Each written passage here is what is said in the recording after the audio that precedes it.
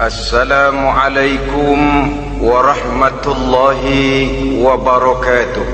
Waalaikumsalam warahmatullahi wabarakatuh. Bismillahirrahmanirrahim.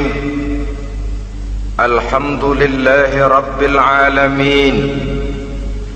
Wassalatu wassalamu ala ashrafil anbiya'i wal mursalin, imamil muttaqin, sayyidil ghurril muhajjalin, wa ala alihi wa ashabihil mujahidin at-tahirin.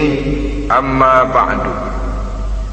Saudara-saudara kaum muslimin rahimakumullah, seorang muslim adalah seorang yang berpandangan luas, berjiwa lapang. Maksudnya apa? Tujuan jangka pendek dan jangka panjang ini harus dia raih kedua-duanya. Ini yang oleh Al-Quran diajarkan agar setiap muslim mencapai fid dunya hasanah wa fil akhirati hasanah. Kebaikan di dunia, kebaikan di akhirat, itu arti hasanah. Jangan macam orang dulu, punya istri dua pergi haji. Yang satu yang muda istrinya namanya Hasanah, yang satu namanya Khadijah. Waktu tawaf keliling Ka'bah, si suami ini nggak bisa doa apa-apa kecuali Rabbana Atina itu. Tiap putaran Rabbana Atina fid dunya hasanah wa fil akhirati hasanah. Putaran kedua Rabbana Atina fid dunya hasanah wa fil akhirati hasanah. Ini istri tuanya yang namanya Khadijah dengerin aja. Akhirnya di satu saat dia colek suaminya, "Bang, mentang-mentang Hasanah bini muda disebutin melulu, saya dong disebutin dalam doa." "Iya dah, ntar putaran selanjutnya." Suaminya blow on juga. Putaran kedua dia baca Rabbana Atina fid dunya hasanah wa fil akhirati Khadijah.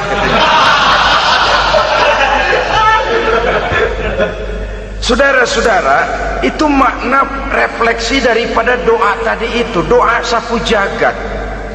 Kita ingin fid dunya hasanah wa fil akhirati hasanah. Tujuan jangka pendek dunia tercapai, tujuan jangka panjang akhirat dan ridho Allah juga tergapai.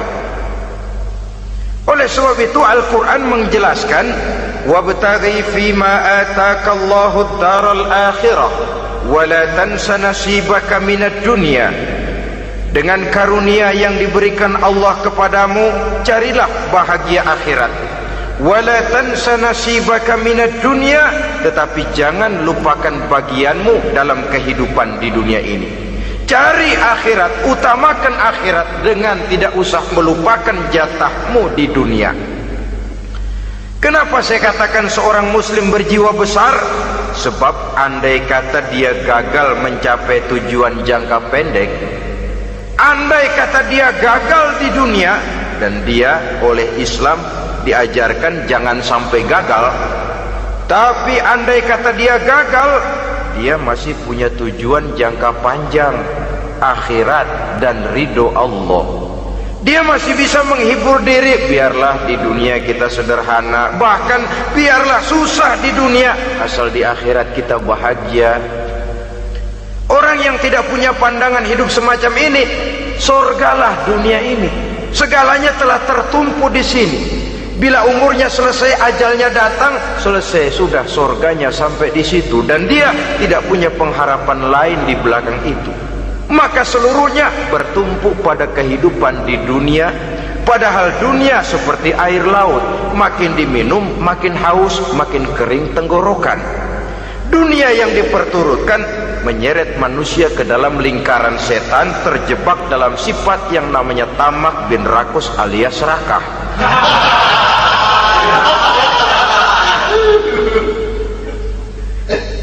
Andai kata dia gagal untuk tujuan jangka pendek, dia masih punya tujuan jangka panjang, akhirat.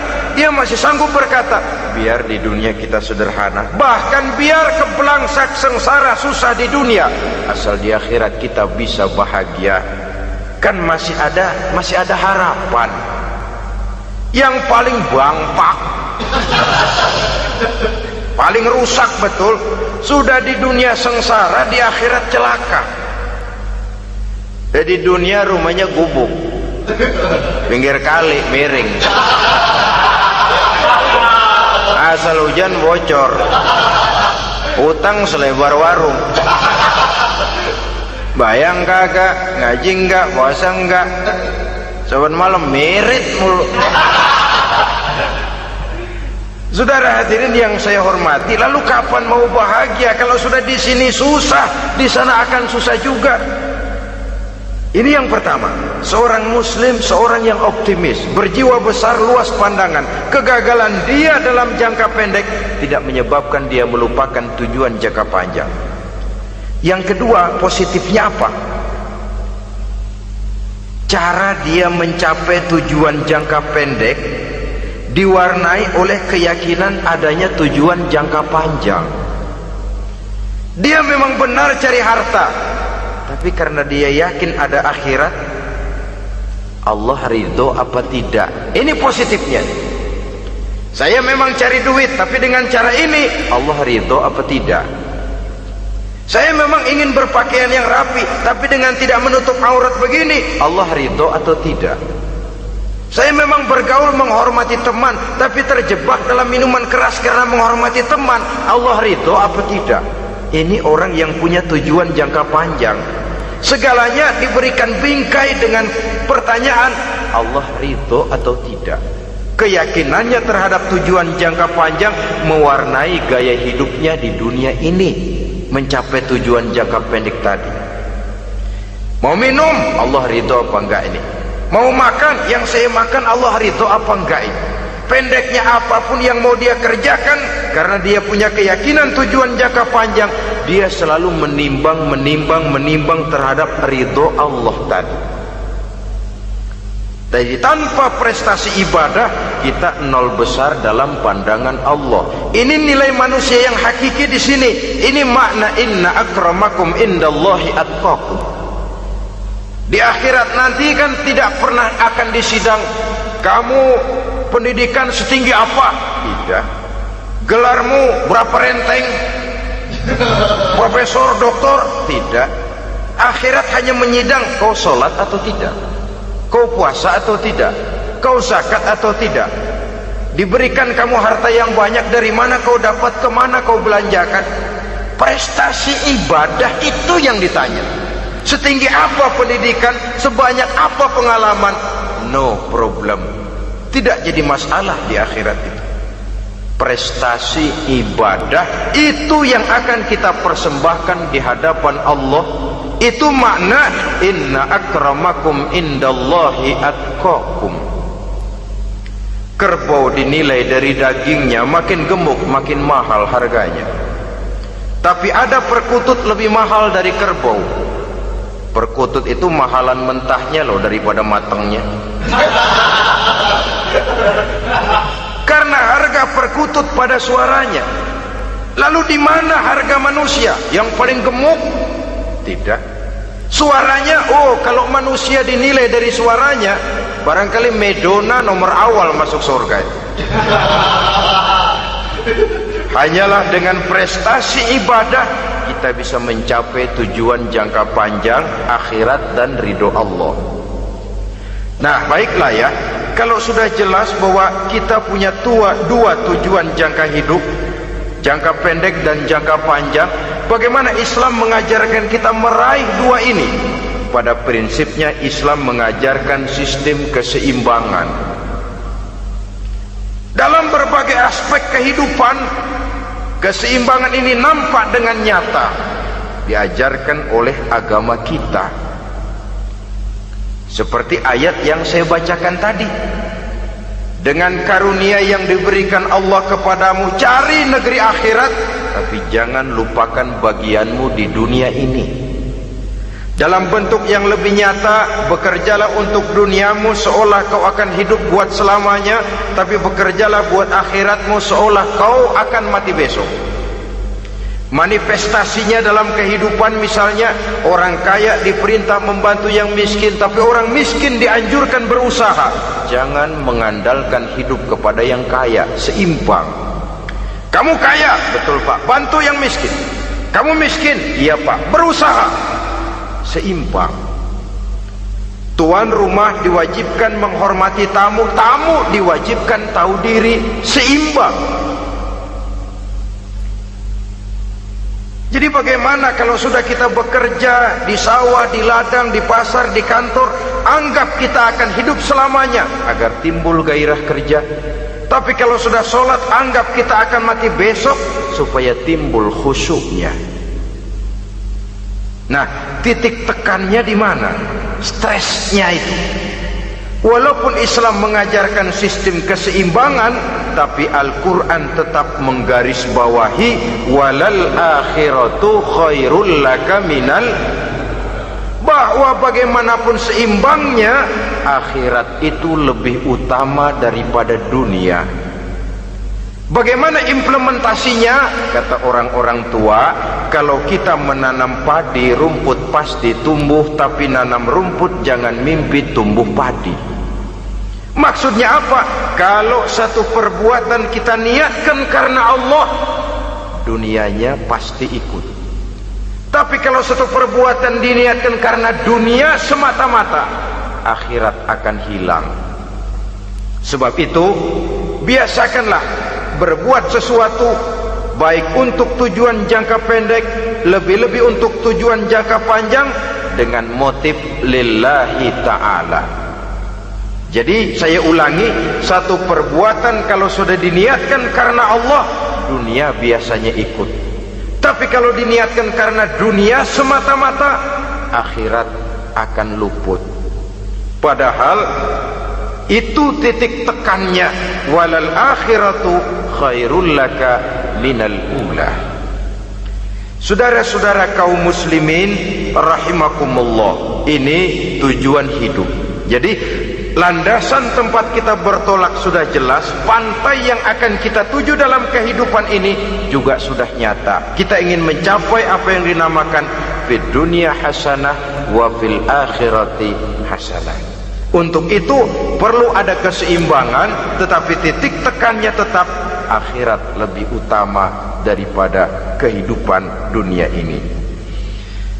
Sekarang kalau sudah ada dasar hidup, sudah ada tujuan yang akan kita capai, tentu harus ada alat untuk mencapainya. Semuanya perlu sarana. Bahkan pada hakikatnya dalam kaidah usul fikih, para ulama mengajarkan lil wasail hukmul maqasid. Sarana dan tujuan hukumnya sama. Ini mestinya mendidik umat Islam jadi pinter. Jangan cuma berpikir melaksanakan satu pekerjaan, tapi juga berpikir menciptakan sarana untuk terwujudnya pekerjaan itu. Misalnya umat Islam wajib pergi haji kalau mampu, kan begitu toh? Kalau dia umat Islam Indonesia, tentu pergi hajinya ke Mekah. Mekah, Jeddah, Mekah, Indonesia perlu sarana angkutan untuk sampai ke sana. Kapal laut, kapal udara. Artinya umat Islam harus maju di bidang teknologi, bisa menciptakan pesawat, bisa menciptakan kapal laut, sarana yang akan menyampaikan dia untuk bisa melaksanakan ibadah haji. Selama ini kita bertumpu kepada pemikiran, pokoknya kan yang penting gue pergi haji pakai apa, kayak gue punya duit. Dari segi pribadi memang barangkali begitu, tapi sebagai umat yang harus mencapai kemajuan, apabila diperintahkan melaksanakan sesuatu, kita pun hakikatnya dituntut menciptakan sarana untuk menunjang pelaksanaan sesuatu itu sendiri. Agama mengajarkan an-nazafatu minal iman, kebersihan sebagian daripada iman. Siapa yang menciptakan mesin cuci, sabun-sabun kelas, deterjen, rinso dan lain sebagainya? Siapa yang menciptakan air condition, pembersih ruangan? Kita hanya berpikir pokoknya kan bersih, mau pakai apa kek. Kita jarang yang berpikir kepada pewujudan teknologi modern untuk menerjemahkan hadis itu. Syukurlah belakangan ini sudah muncul teknokrat-teknokrat muslim yang dijiwai oleh semangat Al-Quran, membuka tabir rahasia konsepsi Islam di lapangan teknologi modern, yang makin lama makin menunjukkan tuntutan kebutuhan daripada umat itu sendiri. Dengan demikian, apabila ada tujuan hidup, kita memerlukan alat untuk mencapai tujuan tadi. Supaya tujuan fid dunia hasanah wa fil akhirati hasanah tercapai, apa alat yang harus kita pakai? Kita lihat surah At-Taubah ayat 111 memberikan jawaban. Innallaha ashtara minal mu'minina anfusahum wa amwalahum bi anna lahumul jannah. Sesungguhnya Allah telah membeli dari orang-orang beriman diri mereka, harta mereka, bahwa sesungguhnya bagi mereka adalah surga. Coba kita simak ayat ini sejenak, akan nampak dengan jelas bahwa ayat ini hakikatnya merupakan satu transaksi yang nyata benar antara kita dengan Allah. Transaksi jual beli sudah terjadi, dan itu langsung dengan Allah, tertuang dalam pernyataan Quran. Pembeli Allah, penjual kita orang-orang beriman, dagangannya adalah anfus dan amwal, harganya adalah surga. Itu sudah tanda tangan pernyataan kita siap jual beli ya Allah. Apalagi baiat kita apa? Inna solati wa nusuki wa mahyaya wa mamati lillahi rabbil alamin. Solatku, ibadahku, hidup dan matiku cuma untuk Allah, Tuhan seluruh sekalian alam. Minimalnya 5 kali sehari semalam baiat ini kita ulang dan kita ulang. Kenapa lalu kita tidak konsekuen? Dalam konteksnya dengan persoalan, maka alat hidup kita itu ada 2. Pertama, anfus. Ini bentuk mufrad dari jamaknya, bentuk jamak dari mufrad nafsun. Biasa diterjemahkan dengan diri. Yang dimaksud dengan diri adalah kepribadian. Yang dimaksud dengan kepribadian ialah kekayaan yang kita miliki dalam kepribadian kita. Artinya bisa tenaga, pikiran, konsep, gagasan, wewenang, ide, pangkat, jabatan, kemampuan, keahlian, skill, itu semuanya masuk ke dalam anfus, diri. Sedangkan amwal bentuk jamak dari mufrad malun, biasa diterjemahkan dengan harta. Pengertian di sini ialah seluruh bentuk-bentuk materi yang berada di bawah kekuasaan kita. Bisa rumah, bisa uang, bisa tanah, bisa kebun, bisa pabrik, bisa peternakan, itu semuanya amwal. Nah, baik anfus maupun amwal, diri, tenaga ke, pikiran ke, harta ke, pangkat ke, jabatan ke, wewenang ke, keahlian ke, untuk tujuan jangka pendek harus jadi rahmah bagi lingkungan. Untuk tujuan jangka panjang harus menunjang jalan menuju ridho Allah. Jadi kalau pangkat kita menjauhkan kita dari ridho Allah, itu bukan nikmat tuh, azab. Punya pangkat bukan melakukan kebaikan, malah melakukan kejahatan, setidak-tidaknya berdiri di belakang kejahatan, melindungi perbuatan-perbuatan munkar. Dalam kelas kakap melindungi korupsi, dalam kelas teri jadi backing tukang koprok. Umpamanya itu sudah menyalahi. Alat tidak digunakan untuk mencapai tujuan, itu untuk tujuan jangka pendek. Lalu amwal, harta, uang, tanah, rumah, kebun, untuk tujuan jangka pendek harus menjadi rahmah bagi lingkungan. Sedang untuk tujuan jangka panjang, baik diri maupun harta, harus menunjang jalan menuju ridho Allah, harus meningkatkan prestasi ibadah kita kepada Allah Subhanahu wa ta'ala. Malah yang namanya amwal ini tanggung jawabnya lebih berat loh saudara. Kalau saudara diberikan ilmu, sidang akhirat cuma satu, ilmumu kau amalkan untuk apa? Saudara diberikan umur panjang, pengadilan akhirat cuma bertanya satu, umurmu kau habiskan di mana?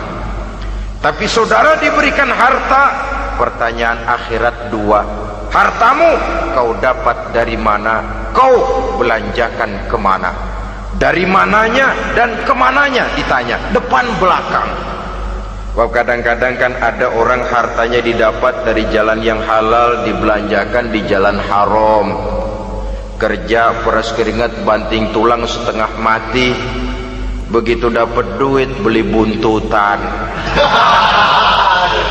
muter-muter kertas cari kode. Didapat dari jalan halal, dibelanjakan di jalan haram. Atau didapat dari cara yang haram, dibelanjakan di jalan yang baik. Menang judi, nyumbang pesantren. Nabi mengajarkan innallaha thayyibun la yaqbalu illa thayyib.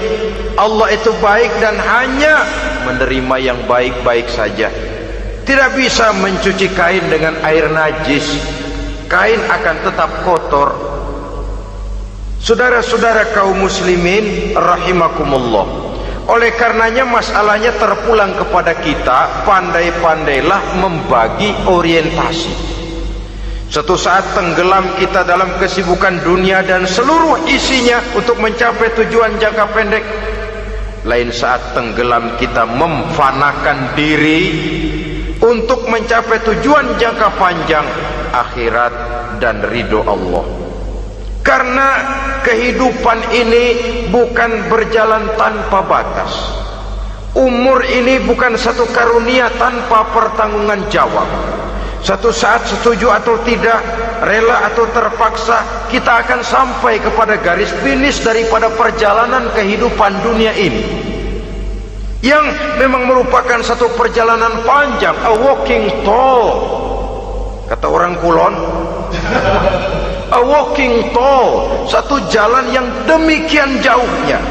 Entoh kita akan sampai ke garis finish. Bila datang ajal, senja kehidupan datang, malam menyelimuti. Datangnya tidak pernah kita sangka, tapi sekali dia datang, tidak satu kekuatan yang bisa menolak. Kehadirannya tidak pernah kita harapkan, tapi satu kali dia datang bertamu, pasti terjadi. Dan itu pasti akan kita temui. Alangkah malangnya pada saat kembali itu datang, kita tidak punya prestasi ibadah. Lalu apa artinya prestasi dunia? Apa artinya tujuan jangka pendek kalau kita harus kehilangan tujuan jangka panjang? Rumah kita yang besar, pangkat kita yang tinggi, harta kita yang banyak, bisakah menolong kita untuk kalau sudah kumpul di padang mahsyar nanti? Malaikat, jangan gebugin saya, rumah saya harga 2 miliar.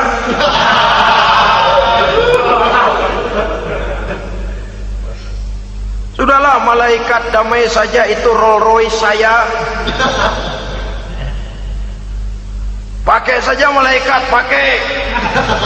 Kata malaikat, gue budak, gue nggak butuh gituan. Hanya prestasi ibadah yang bisa menyelamatkan kita pada kondisi semacam itu. Jadi oleh karena itu saudara-saudara, biar di dunia ini rumah kita besar, mobil bagus, uang banyak, pabrik ada, usaha lancar, asal di akhirat masuk surga aja, nggak apa-apa.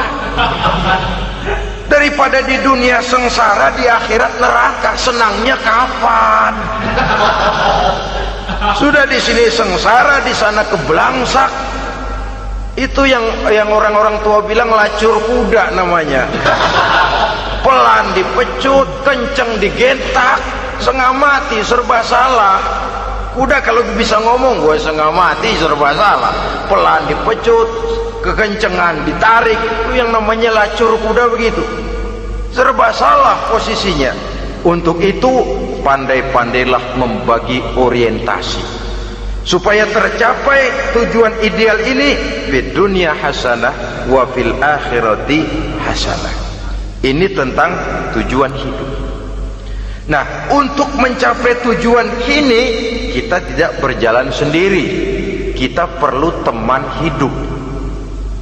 Di samping teman hidup ada pula lawan hidup. Siapa teman hidup kita untuk mencapai tujuan hidup ini? Dalam arti sempit, teman hidup kita suami istri yang taat kepada Allah.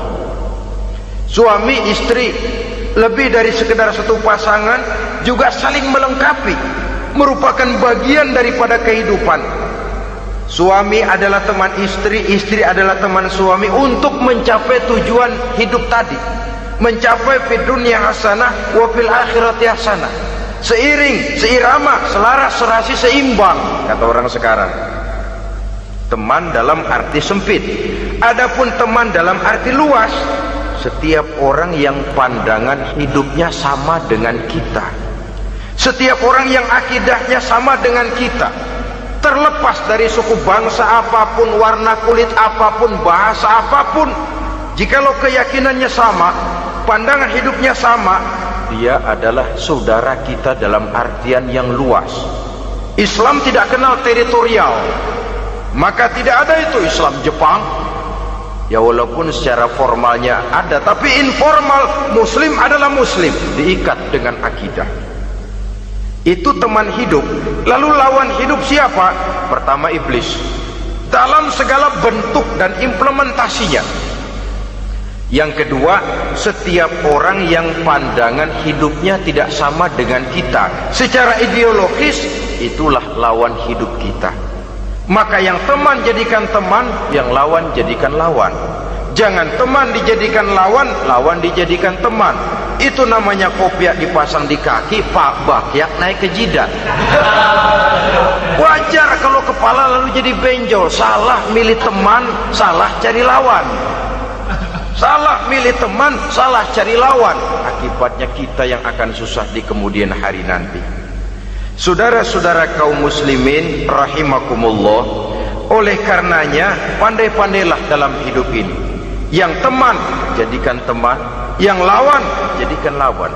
Kalau lawan kita jadikan teman, sementara teman kita jadikan lawan, dan itu apa yang banyak terjadi dalam praktek kehidupan, kita tidak akan bisa mencapai tujuan, karena akan tertarung di kaki sendiri. Nah, ini sajalah yang kita bicarakan pada pertemuan kali ini. Mudah-mudahan ada manfaatnya. Terima kasih atas segala perhatian. Mohon maaf atas segala kekurangan. Usikum wa nafsi bitaqwallah. Wassalamualaikum warahmatullahi wabarakatuh. Waalaikumsalam.